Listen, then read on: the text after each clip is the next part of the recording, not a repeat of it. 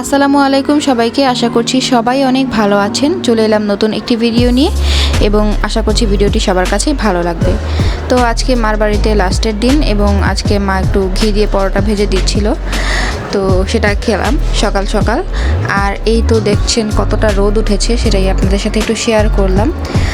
আর মানে প্রচুর গরম কয়েকদিন ধরে পড়ছে। আর আমার মার এখানে কিন্তু মসজিদে নামাজও হয়েছে গরমের জন্য। তো এই তো একটু পরে নাস্তা খেয়ে আমি রেডি হয়ে আমি আর আম্মু বেরিয়ে যাচ্ছি বাবুকে নিয়ে, মানে আমার ভাইয়ের মেয়েটা হুমায়রাকে নিয়ে যাচ্ছি। আর এই যে এই বিড়ালটা দেখছেন, ও কিন্তু এখানেই থাকে, এখানে ওর একটা বাচ্চাও আছে। আর ও লিফটেও ওঠানামা করে, ও কিন্তু লিফট ছাড়া উঠেও না নামেও না। এটা একটা ইন্টারেস্টিং ব্যাপার। আর ওকে নিয়ে যাচ্ছি হচ্ছে ওর চুল কাটাতে, ওকে নেড়া করে দিব।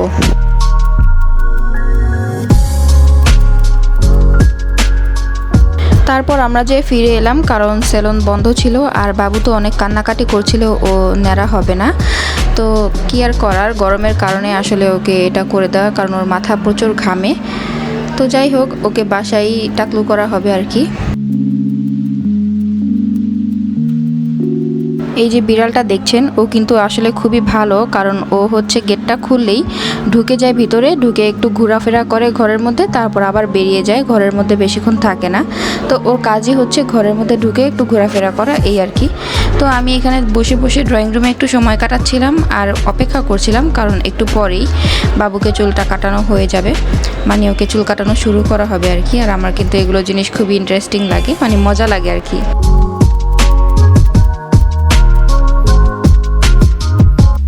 আর এই তো আমি এখানে বসে বসে বিড়ালের জন্য অপেক্ষা করছিলাম, কারণ আমার ভাতিজি বিড়ালটা দেখলে কিন্তু ভয় পায়, ও একটু দৌড়াদৌড়ি শুরু করে দেয়। আর ওকে রাগাতে আমার কাছে খুবই ভালো লাগে। ও কিন্তু আমাকে এমনি অনেক ভালোবাসে আর পছন্দও করে, কিন্তু ওর সাথে আমি একটু রাগাই ওকে। তো এই জিনিসটা ও ভালোবাসে, তাই আমি বিড়ালটাকে ডাকছিলাম।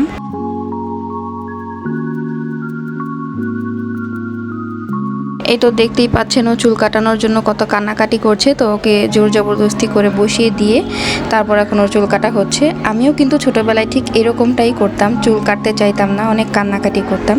আমার ইচ্ছে ছিল আমি চুল অনেক বড় করব, কিন্তু হতো না, গরম পড়লেই চুলটা কেটে ফেলতে হতো।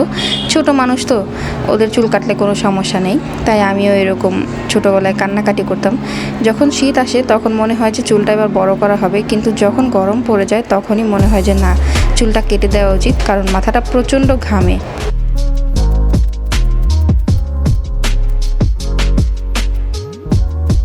আসলে মানুষ যখন ছোট থাকে ওই সময়টাই সবচেয়ে ভালো, কারণ ওই সময় মানুষের অনেক সুযোগ থাকে।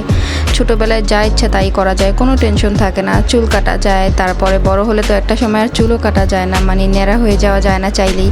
ছোট মানুষদের জন্য সব কিছুই মানে খুব সহজ। আর এই সময়টাই হচ্ছে ছোট মানুষরা বুঝতে পারে না আর কি। ছোট মানুষদের তো বোঝার বয়সও হয় না, তবে বুঝতেও পারে না। বড় হলে বোঝা যায় যে ছোটোবেলাটা হারিয়ে কতটা মূল্যবান একটা জিনিস আমরা হারিয়ে ফেলি। দেখতেই পাচ্ছেন, ওর চুল কিন্তু এখনও ভালোভাবে পুরোটা কাটা হয়নি, অর্ধেক কাটা হয়েছে, মানে একটু বাকি আছে একটু একটু করে, কারণ ওর হচ্ছে ঠান্ডা লেগে যাচ্ছিল মাথা ভেজা থাকতে থাকতে। তো বাকিটা কালকে কাটানো হবে। তো সেই পর্যন্ত তো আর আমি থাকছি না, আমি আজকেই চলে যাব। এই অবস্থাতেই ওকে নিয়ে আবার ছাদে গেলাম। ছোট মানুষ বুঝতেই পারবে যে ওর চুল কাটানো একদিনে সম্ভব হয় নাই। এই তো বিকালে আমি ছাদে চলে গেলাম, আর এটা হচ্ছে ছাদ থেকে সূর্যাস্তের সময়টা, একই সাথে চাঁদও দেখা যাচ্ছে আবার সূর্যও দেখা যাচ্ছে। এটা কিন্তু খুবই সুন্দর একটা মুহূর্ত ছিল, যেটা আমি আপনাদের বলে বোঝাতে পারবো না। আর এই তো আমাদের বাসায় যে ছাদের কেয়ার করে এবং বাসার কেয়ার করে, সেও উঠেছিল গাছগুলো পরিচর্যা করতে। একটু পরে আমি চলে যাব উপরের ছাদের দিকে।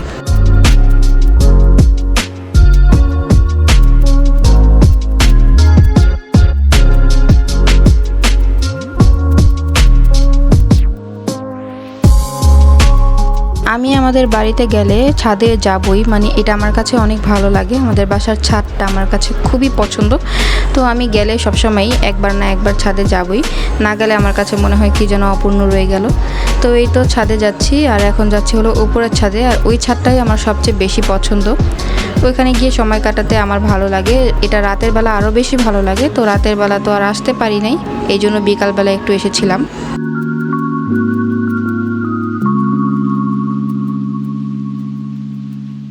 এখান থেকে বাচ্চাদের খেলার মাঠও দেখা যায়। এই জায়গাটাতে বাচ্চারা অনেক খেলা করে, সারাদিনই খেলা করে। তো ওই জিনিসটাও আমার কাছে খুব ভালো লাগে। আর এই দেখেন ও কী করছে, দুষ্টুমি ছাড়া থাকতেই পারে না, মাশাল্লাহ।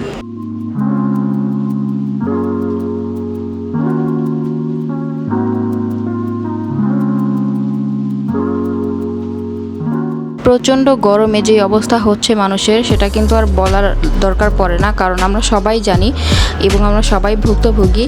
কিন্তু সবচেয়ে বেশি গরম নাকি চাঁপাইনবাবগঞ্জে পড়েছে। কিন্তু এই সময়েও তাদের কিন্তু কষ্টের কোনো কমতি নেই, তাদের কর্মক্ষেত্রে যেতেই হয়। বিশেষ করে রিক্সাওয়ালা, ভ্যানওয়ালা, ওনাদের কিন্তু অনেক কষ্ট। তো ওনাদের জন্য দোয়া করি, সবার জন্যই দোয়া করি, আল্লাহ যেন তাড়াতাড়ি করে বৃষ্টিটা দান করে।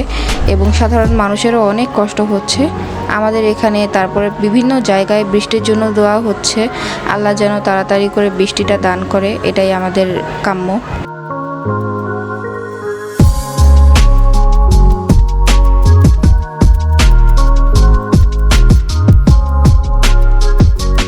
আপনারা যদি এই পর্যন্ত আমার ভিডিওটি দেখে থাকেন তাহলে আমার চ্যানেলে সাবস্ক্রাইব করতে ভুলবেন না এবং একটি লাইক দিয়ে পাশে থেকে যাবেন। আপনাদের সবাইকে জানাই অসংখ্য ধন্যবাদ যদি আমার ভিডিওটি আপনারা এই পর্যন্ত দেখে থাকেন। আর এই তো দেখতে পাচ্ছেন এই পাশটাতে কিন্তু আমাদের ছাদে পাখির জন্য ব্যবস্থা করা হয়েছে, মানে পাখি পালা হয়, কবুতর, ঘুঘু পাখি এইসব। তো এখানে পরিচর্যা করা হচ্ছিল। আর ওই পাশটাতে দেখতে পাচ্ছেন কুয়াশা ছিল, আমি বুঝতে পারছিলাম না এত গরম, তারপরেও কিন্তু ওই পাশে খুব কুয়াশা ছিল। আমি সামনাসামনি দেখলে আপনাদেরকে বোঝাতে পারতাম। ওই যে দেখতে পাচ্ছেন ওই পাশটা, সেখানে অনেক কুয়াশা ছিল।